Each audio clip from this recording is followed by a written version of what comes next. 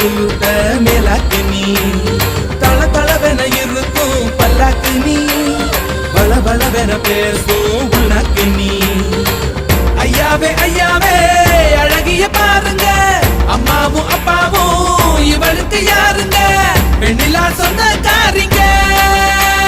கத்தாழ கண்ணால குத்தாத நீ என்ன